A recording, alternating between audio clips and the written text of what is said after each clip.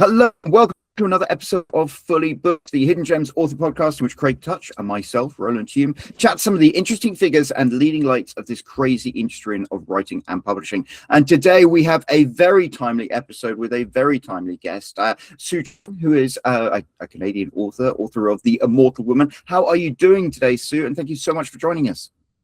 I'm doing very well. Thank you so much for having me, Roland and Craig. I've been listening to the show for a long time, so really excited to be here today. Oh, what a nice thing to say. We always like that one. Well, thank you very much. Of course, we wouldn't be here without the man himself, Craig Touch, the owner and of Hidden Gems and an author himself. How are you doing today, Craig?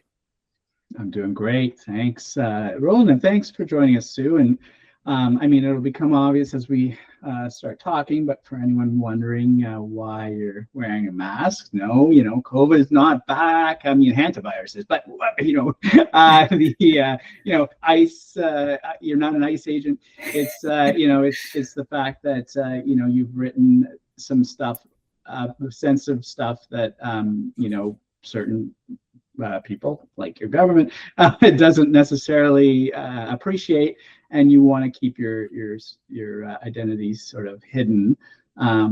So that's kind of what we're talking about today, is that idea of writing about sensitive topics and keeping not only yourself safe, but the people that you're writing about safe.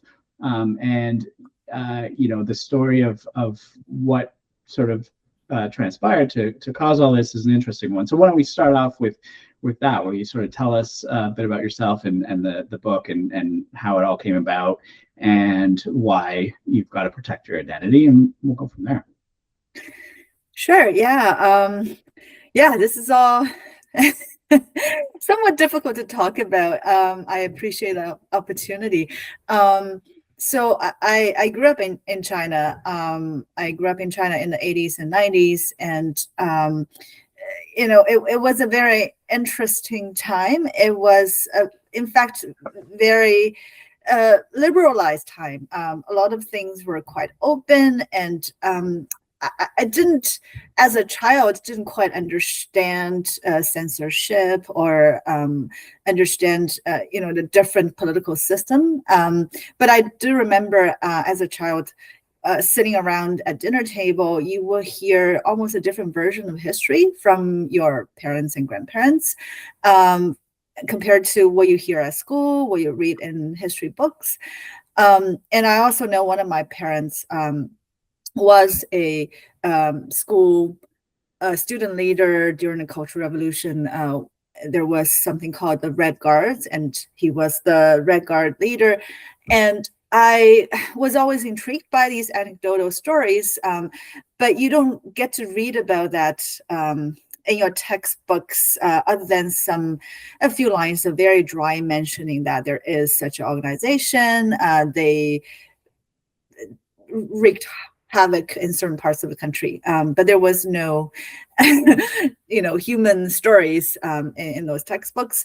So and there was also a bit of different interpretation of what happened in the history before I was born, between the generations as well. So I could always tell there was hidden tension there. And I just couldn't reconcile any of that. There was very little other book to read about. So I waited for almost 20 years. I became an immigrant, an adult immigrant, solo immigrated to North America. And all of a sudden, so the world just opened up in terms of the books and movies and documentaries, lectures about these time periods that I was puzzled about.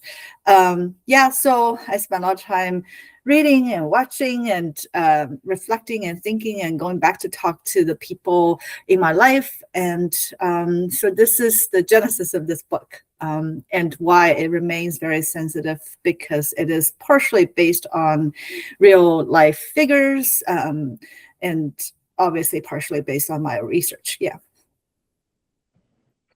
And you originally, you had said, I think that this was sort of like, I guess your dad had wanted to tell the story but wasn't able to, originally, right? And that's why you sort of decided that you would sort of tell it once you moved away and felt safe to do that. Right. Yeah, he was a writer. He was a very good writer, actually. And I think he tried different ways to tell the story in fictional way, non-fictional way, and ultimately it was just not possible for him. And yeah, so there was a bit of sense of responsibility there for me, even though obviously he never asked me to tell a story about him or anything like that. But as far as things goes, children of, sometimes I almost think of him as a historical figure, even though he's still with us and very much, alive and well. But there's so much hidden and mysterious history around that time, around people who are involved in that movement. Yeah, so it just too delicious of a story to pass.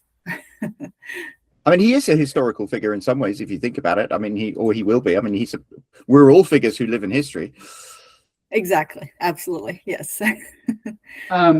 Okay. So the story is, give us in broad strokes, sort of like what it is that you talk about in the story that specifically, or even generally, I guess, that would be objectionable to sort of the government, your government, that you were trying, or that you're still sort of like wary about, coming back on you or your family.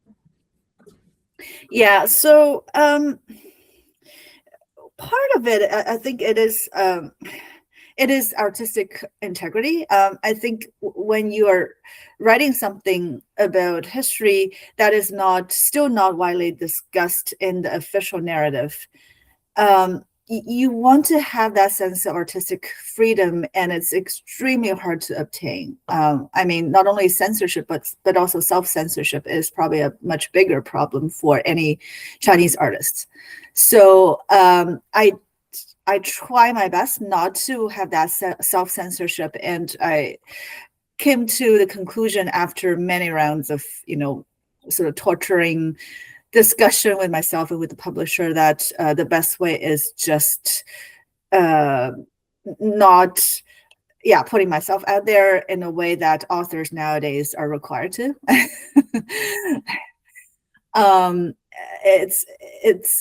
This way I think I can preserve the story I really want to tell, the voice, and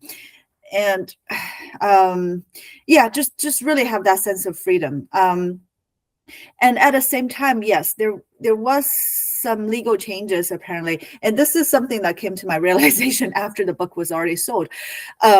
So there was some new laws in mainland China about the official narrative of history, and basically you have to adhere to the official narration of the history, even as an artist, which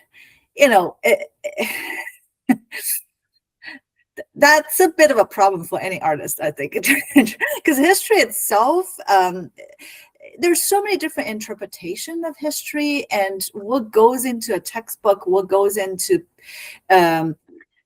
sort of a fictional book, and also what remains on people's mind could be so varied. And this is something I learned in a research process. I asked different people about the same period they went through. They all have a different interpretation as well, and certainly have a very different perception of feelings.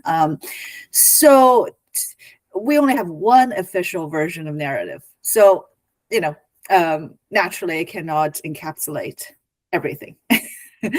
So it's a very odd line you're trying to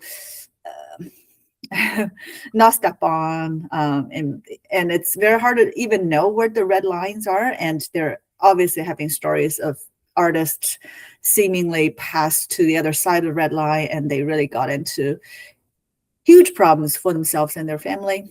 And sometimes some artists, they seemingly are doing things that push the envelope, and they seem to be okay. And it's very hard to know where that line is. It's a horrible situation to be in. I think I live in America, and I think Americans take their freedom of speech for granted, because it really doesn't exist in any other country. Even England, where I'm from, it doesn't exist. China especially. And history, like I'm a history major, and there are different, history it's a living, breathing story based on subjective experience. So I was British and I learnt the history of Ireland, for example, one particular way, because of course we did some pretty terrible things in Ireland. You come to America and you study Irish history there, and it's completely the opposite, because obviously 1 million Irish people came to America fleeing that. So the whole idea of like the state structured official history just makes me shudder at the there can be no positive beneficial thing for having like an official version of history. Yeah. And obviously we all know in history, there's the conqueror version, there's the survivor version, and they could be diametrically different. But I would argue, even within these conqueror version versus the survivor version, it's so varied as well. And it has the problem of, we may not even have the instrument to properly document everything at the time. So sometimes it's maybe even unintentional omission of things. So it's a mess when it comes to history. Yeah. And like there's a difference between telling the same story, from the victor, the history written by the victors, and or the people that were sort of oppressed or whatever it was. There's a difference between telling that story as a perspective difference, which is obviously, yes, you're going to have everybody who tells a story is going to tell the same story, is going to tell it differently from their eyes. But it's another to tell a story, the same story, where facts are sort of completely obliterated, or ignored, and we see that sort of now in the US a lot too, where there's this idea that has only come about in the last few years of facts not being of people having different views on facts. Like, well, facts are supposed to be facts, right? Like, you shouldn't say, well, we have a different view of the facts. No, I mean, like, the facts should be the facts, right? And then your opinion on what those facts mean or how they came about, sure. But something happened, everyone sees it happen, and then you have somebody come on and say, oh, that never happened. I mean, that's a completely different situation. Yeah. And that's, what is it? Our second president, John Adams, said, facts are stubborn things. And it's like, you can interpret history any way you want, as long as you can point towards facts that support your argument. But when those facts become topics of, when those facts become, I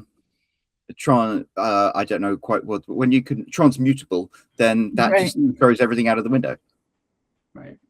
Yeah. And certainly we are in an increasingly dangerous age when it comes to interpreting facts, and it's just going to get worse, right? I mean, with the rise of AI, now people can just claim, oh, that was a deep fake, or that was when we before in the past, we'd be able to say, okay, look, we have video, or we have pictures. But now people can just be like, oh, those are fake, and it's just like, wow, we are entering an extremely scary and dangerous age. And I mean, the legacy media, right, is also being eviscerated in so many ways, and the funding is not there to do proper investigative journalism anymore. So I mean, here in America, you look at Fox News and CNN, and they're basically government propaganda outlets. They're not even news sources anymore. Yeah, and that's the same in China, isn't it? Yeah, that's something that's also interesting to understand as I was doing this research. Like, there's just bias in every media outlet. Like, you really have to sort of read everything in every language you could, if you can, and try to make sense of things, even the ones you kind of normally trust. As you dig more into it, you realize, okay, there's also bias there. Obviously, it's written by human. We all come to these topics with some preconceived notion already. Yeah, and I mean that when you look at CNN and Fox, right? and because I watch primarily CNN, but sometimes I like to switch over to Fox to see what they're saying about the issue. And what I notice about those kind of things is, especially during, the Trump presidency, CNN will be showing whatever happened and giving their view on it, which obviously is going to be, the one-sided, they're not, obviously they're more Democratic leaning, so their interpretation of whatever happened is going to be one way, right? Fox, they generally just, if it's really bad, they just don't even talk about it. Right. There's been these massive news stories about something Trump did that is horrible, and I'm watching it on CNN, and then I'll switch over to Fox. They're talking about something completely different. It's like, this is going on. This is a massive news story that's happening right now, and they're like, pretending it didn't even happen, right? Yes, that's a completely different thing than showing it happening and then just giving an interpretation that could be sort of he was misunderstood. Okay, you could say that, just like with Trump and the picture of him as I don't know if you guys saw the picture of him as basically as Jesus, right? And then he claimed, I thought it was me being a doctor. Okay, sure. Okay. So that's his interpretation, whether he believes that or not, that's his interpretation, but at least you get to see the picture, make the decision for yourself, right? But when you then just say, delete the picture and then just say, no, it was just a picture of him being a doctor, and nobody can judge for themselves, that's where it becomes a problem. And that's sort of what we see more in like communist countries where they don't have Fox and CNN, they just have Fox, or they just have this one outlet that tells you the official story. If they don't want you to see the picture, they don't post the picture. They remove it from, they block it from access from the internet, so people can't see it. I'm sure there's underground ways that they can do it or whatever, right? But that's such a different problem, right? You're not allowing people to make their own decisions. You're not even giving them all the correct information and then saying, here's our interpretation, but you can make your own. They're saying, they're changing the facts of what happened so that you can't even make your own decision, because as far as it happened exactly the way they said it. That's the scary part to me. Yeah. I mean, it is getting harder and harder to have only one version of official narrative. Perhaps that's one of the motivations of having a law now to really warn people that we're serious. There's only this one version, because I think you can't really do that anymore nowadays with all the social media, with all these, everyone has their own megaphone, essentially their own platform. You can have their own channel, and all these things are somewhere on the internet archived, even if you delete it. So it's getting increasingly impossible, really. I mean, yeah. But isn't it? But it's. I mean, I might be wrong, or maybe I have outdated information. But I thought, sort of in China, like they pretty much control which sites people can view. So you couldn't even look up the information, or you can go onto those social media things because they blocked all the ones that sort of give an alternate view. Is that no longer the case? That is correct for the masses, but there's always VPN, and there's always jumping off the Great Firewall, which a lot of people do. The urban Chinese have all sorts of creative ways to do that. And so can you be like, what happens if they find out you're doing that? Like, is that like against the law, or is it just something It is, yeah. So it's there's definitely variation of punishment, and it depends on how sensitive this calendar period is. If it's, if the foreign dignitaries are going to arrive, the foreign newspaper and television stations are going to arrive, then it's a sensitive period, and none of that will be tolerated. You may be visited by the police, or your family will be visited by police. But if it's a fairly happy period, nothing is happening, they may not do anything. They may just warn you with a text or something. It's that's the thing. You never know where the line is. Right. So you decided to tell this story knowing that, I guess, it's really only going to be seen by people outside of the country, even though it would be really great if the people in the country could see it. And maybe they can through those unofficial channels, but they would have to also know to look for it in the first place. Yeah, I didn't have that ambition, to be honest. Yeah, I didn't have the ambition to have this book being read inside China at all. Right. Not at all, in fact. To be honest, when I was writing it, I just thought it is a story that is unique, even though people have been writing about that period. I still think it's a very unique story because it has such a intergenerational hinge. It talks about sort of these under examined source of colonial mentality as well, and you see that in the diaspora. I just think it's unique enough of a story to tell. I thought I need to do the story justice. If only 5 people read it, that's fine. It's just something I wanted to do. You have this mysterious force compelling you to do something. I didn't have grand ambition. No, but you're taking a risk doing it. I mean, that's a very real thing. I mean, it takes an awful lot of courage to do that. I will say one of the things living in America as it is right now, I often feel like a coward because there are things that I would like to speak out about, but for very legitimate reasons, you can't, because there'll be consequences, and the consequences are nothing compared to what they might be from another country.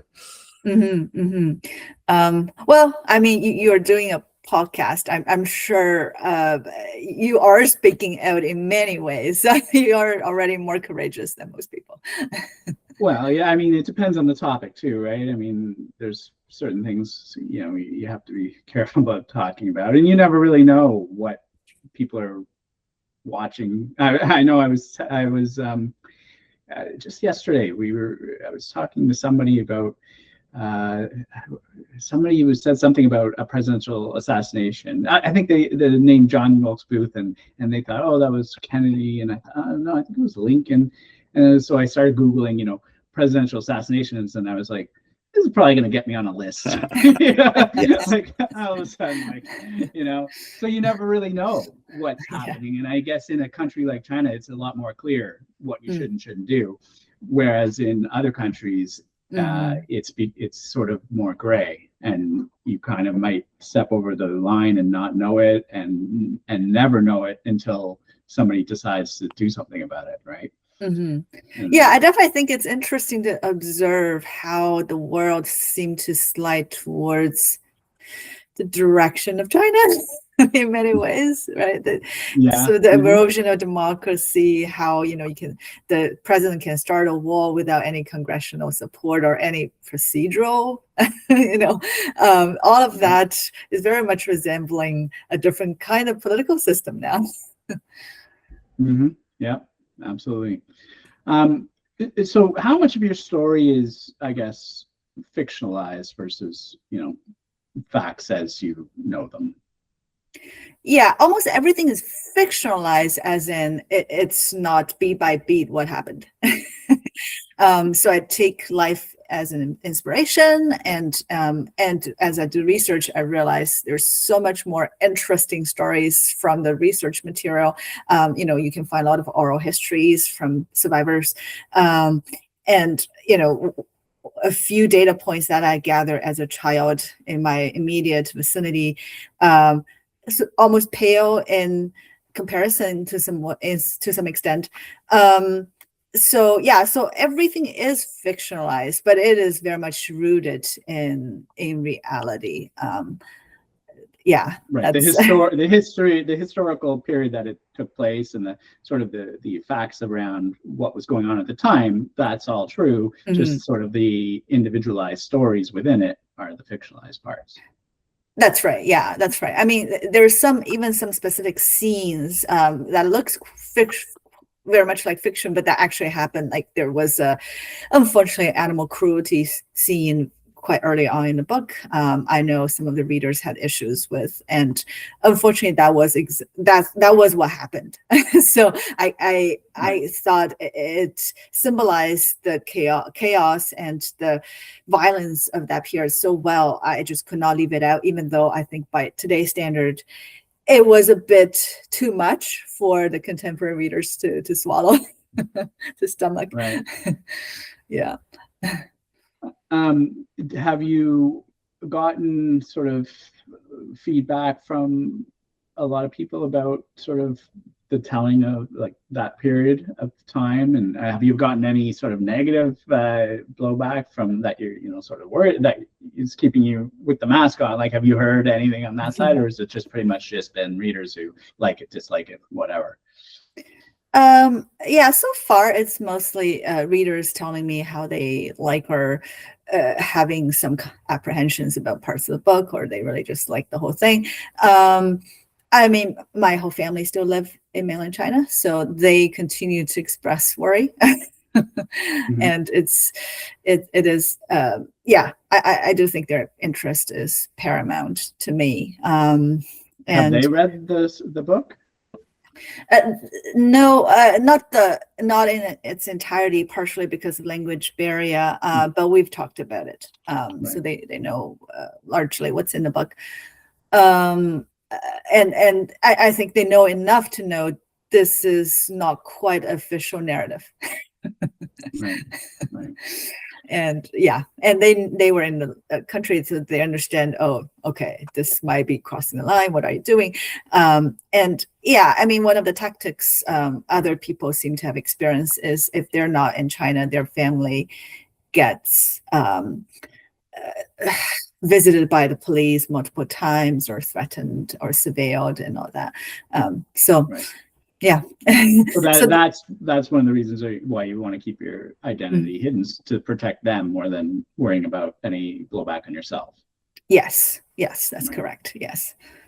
And I know that you had some problems getting it published originally. There was people didn't want to touch it or rejected it or whatever. Did they give you reasons? Because I mean, in the end of the day, you won a bunch of awards for it. It seems like the story is well told. What was there? Did you get the sense that some of the rejections were based at all on sort of the topic and subject matter, or was it just the standard, publishers just pass or not based on whatever other reasons they have? As you know, it's very hard to say. This is probably the most opaque industry you can ever be in. Right. No, that's what I mean. Like, yeah, did it feel like these were just standard sort of rejections, or did you feel like at any point did you feel like there was something a different reason, like because of the subject matter, that some people maybe didn't want to touch it? So there were quite a few rounds. At the very beginning, I was told your story was too long and you are a no name, and who's going to publish a 400-page story from you? In fact, it was like 450 pages. So I went back to do the revision. I got rid of an entire generation of story and make it into a more palatable debut length. And the second round was more about, your story is about a father and a daughter. Once again, you're no name, so people prefer women's story. So can you do something about it? And then I made a mother-daughter story.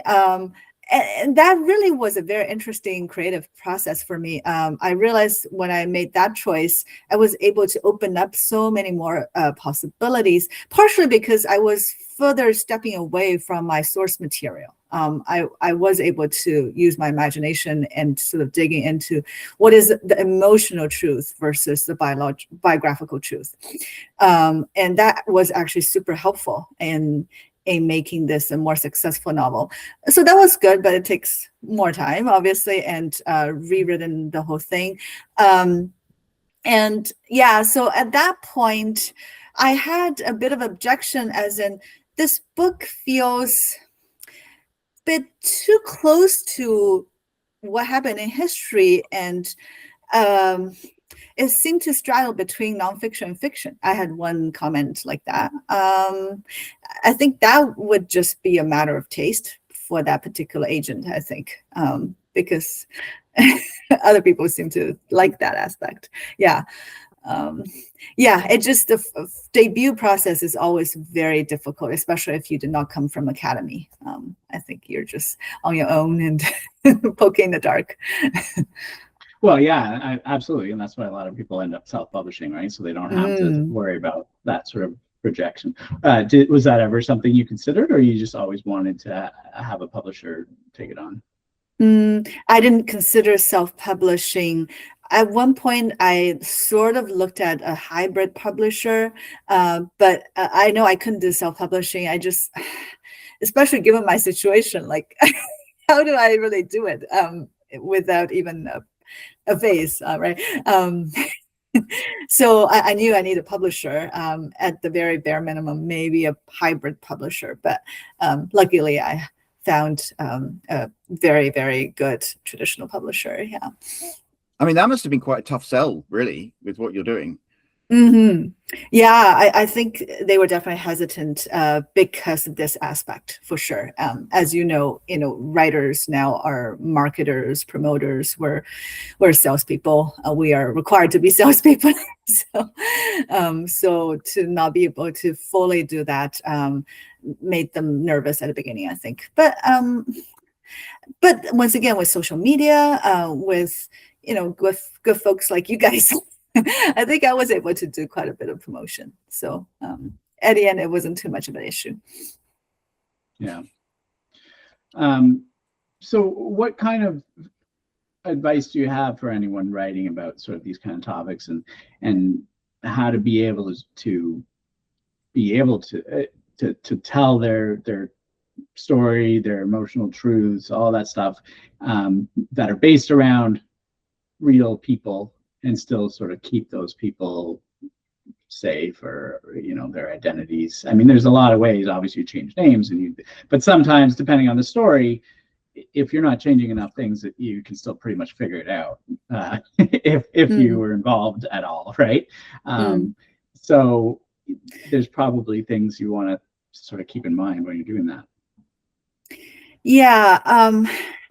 I think this is a very personal question. I think every author kind of have to evaluate their own risk tolerance level, and their whoever is involved in your book. It's probably a good idea to at least have a conversation with them before publishing it. Maybe not when you're writing it. Obviously, it's a good idea if you want to talk about it before you even put it on paper.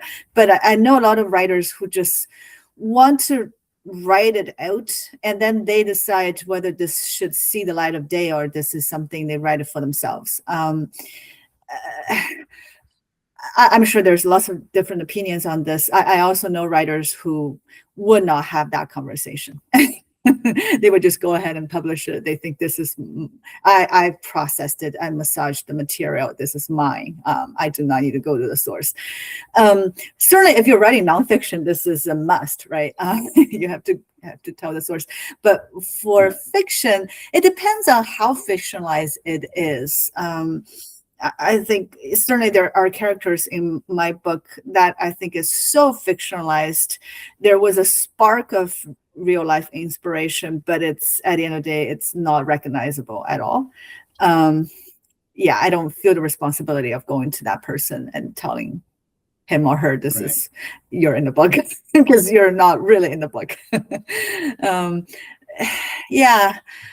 It also depends on whether it's a real danger, if it's really going to inconvenience that person, or even putting that person in danger, versus it may just be an emotional discomfort that they have to get over with.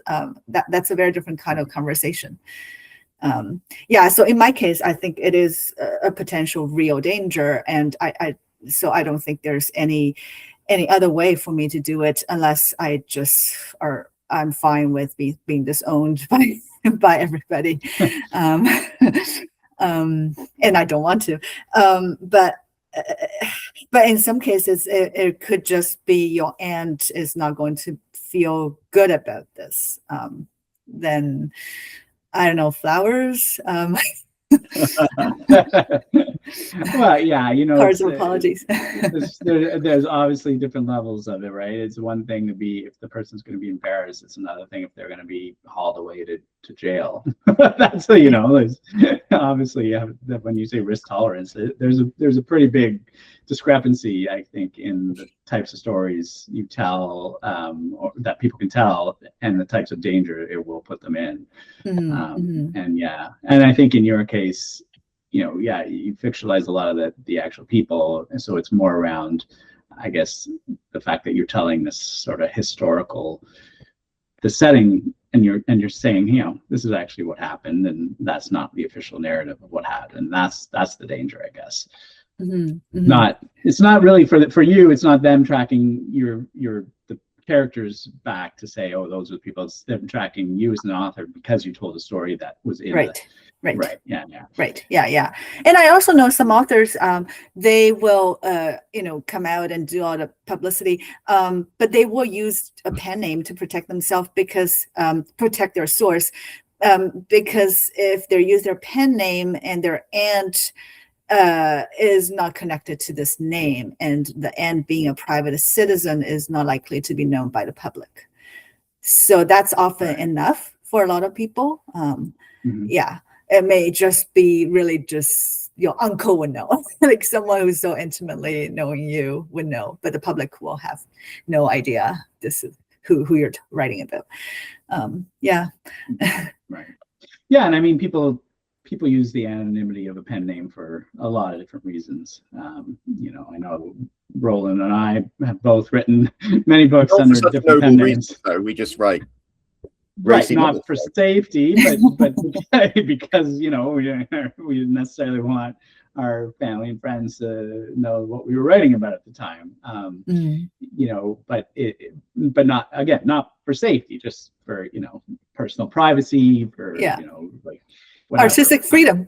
Artistic freedom. I was writing under a female pen name. So it's like you have to. There's lots of different reasons, but I think your reasons are ones where it's like you really got to think more carefully about it. For us, it was just like a big deal. If somebody tied it back to it, it's not a big deal. It was just like we're trying, you try very lightly to just cover your tracks just for just but it's not super important. I don't have to worry about it. Like if somebody's like, this is your pen name, it's like at this point, I don't care. 20 years ago, maybe I cared more. But for you, that's not something that you ever want to happen. So there's obviously, and you've done obviously this isn't your real name, right? You've changed your name, so you use a pen name. You've covered your face. People don't. Do your friend? I guess your friends know who you are, right? But you're obviously not telling anybody that you worry is going to go leaking it or anything like that. So, and you're in a completely different country. It's hard for anybody to it's harder, I guess, for them to come at you now. And how many, and I guess you also have to look at like whether or not they care enough. Right. Based Absolutely, on like if your book all of a sudden got made into a movie, they might be a lot more interested in finding out who you are, right? But if it's a book that you had a few thousand readers, maybe they don't care as much, right? Yeah, for sure. Yeah, there's definitely gradation of risk. And just like I said, I'm more worried about the people who live there. Like for them, I continue to use this strategy. But you're right. They likely won't care. Now, are you going to write anything else? And if you do, is it going to be sort of the same sort of thing, and thus you would keep it under the same pen name? Or if it's potentially about something that's not at all controversial, would you switch over to your real name and identity, and just nobody knows that the two are connected? So you could keep that one separate, and you could write different things under either your own name or a different pen name. You don't necessarily have to publish all these things under this name and this identity if you weren't going to continue. Like there's no reason if you were going to write, let's say, a mystery novel next, then you don't necessarily have to maintain this identity for that. You could go a different direction, show your face, use your real name, and nobody would ever be the wiser, right? It's obviously a lot less effort, lot less, you don't have to cover your face. You don't have to worry about, what might get said or leaked or whatever, right? Mm-hmm. Yes, that's always a possibility. Yeah. Yeah, I haven't decided on that yet. I have to have a second book first, right? Well, that's what I mean. Do you have any sort of inklings, or are you like, I'm one and done? I'm happy. I've told the story I wanted to tell, and I don't need to write any others. Well, I think I'm always going to be a writer. Yeah, I am finishing up something. Whether it will be under a different name, I have no idea at this point. Yeah, it's something I guess I have to talk with the publisher if someone buys the manuscript, and that's the first step. But yeah, there's something in the pipeline. The story is quite different, but do I it's definitely not a very lighthearted story. It's still, I think, with gravity, with some sort of historical gravity. So yeah, so I'm likely, yeah, published under the same name. But once again, it's all too premature to say. I have to find a partner first. Yeah, but you're right. There's definitely other possibilities. Like you guys have published under many different names, right? So yeah, you see the situation. Yeah, and I mean that's the thing. But you know, there's downsides to that, right? You know, every time you switch name, it's like you've got to start the whole marketing again. When you have a whole bunch of books under the same name, people can find you from any one of those entry points, and then go and read your other stuff. If you switch pen names every time, then you know they go and they say, oh, they only wrote one book, and they move on, right? Right.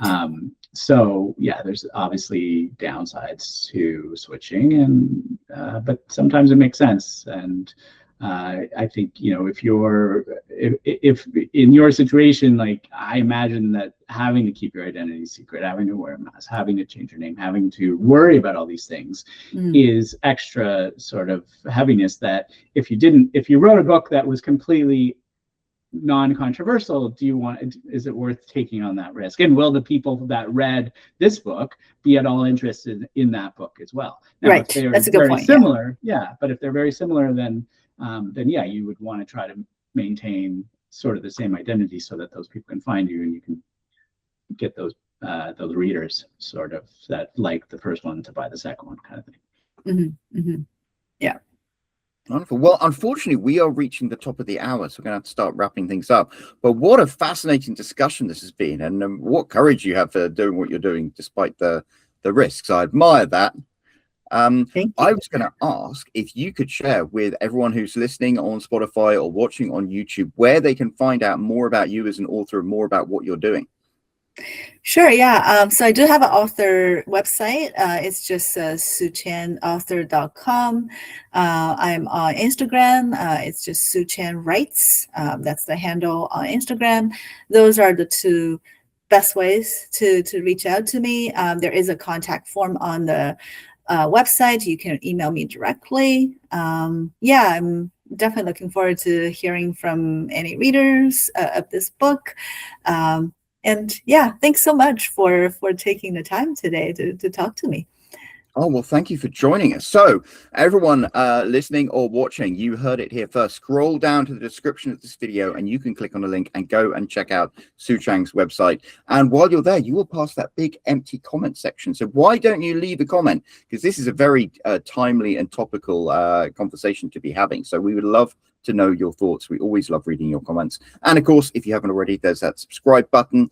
There is the like button. Give that a smash, as the kids say, and a bell icon. If you click that, you'll get notified every time there's a new episode of Fully Booked. And of course, there will be a new episode next week. So until then, cheerio. And thank you very much, Sue. We really appreciate you joining us.